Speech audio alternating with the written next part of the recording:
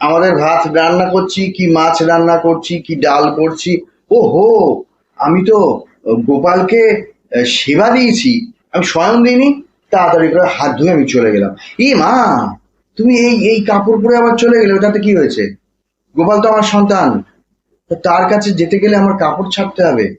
সূচি অসুচি বোধ যখন এক মনে হবে, তখন এই সূচি অসুচির ভাব হয়ে যায়, এবং তখনই ঈশ্বরকে পাওয়া যায়।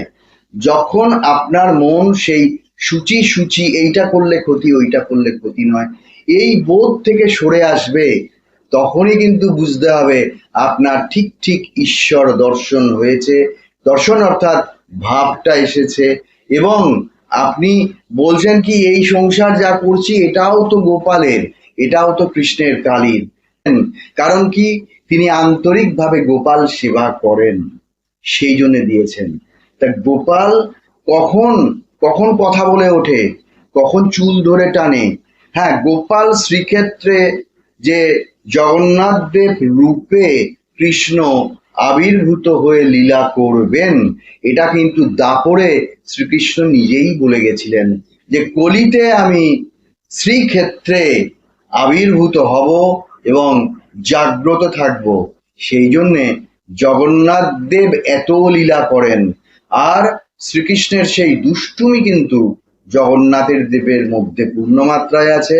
এবং আমাদের ঘরে ঘরে এই যে গোপাল এত দুষ্টুমি করে বেড়ায়, এই দুষ্টুমিটা কে করে? গোপালের ভেতরে ঢোকে কে? প্রভু জগন্নাথ। সেই মহিলা বলছেন যে এই চুল ধরে টানাটানি করছে কে? তখন বুঝতে পেরেছেন কিছু একটা হয়েছে। তাড়াতাড়ি করে ঘুম চোখে মাঝরাতে 2-2-2:30টার সময় উঠে এসছেন। উঠে এসে দেখছেন, উনি দেখছেন কি, যে ওই তুলসী পাতা পড়ে আছে গোপালের চরণে। ও হো, রোজ ওটা সেবা নেন।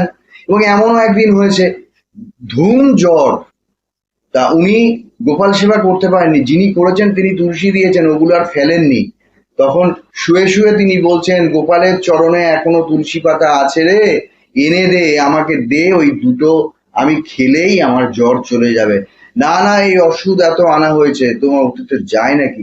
যাবে, ওষুধ খাবো, দাঁড়া আগে তুলসী পাতা খাই।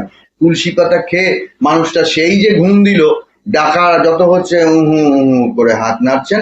পরদিন সকালে সুস্থ, আমি সুস্থ, আমি চা বানাতে যাচ্ছি।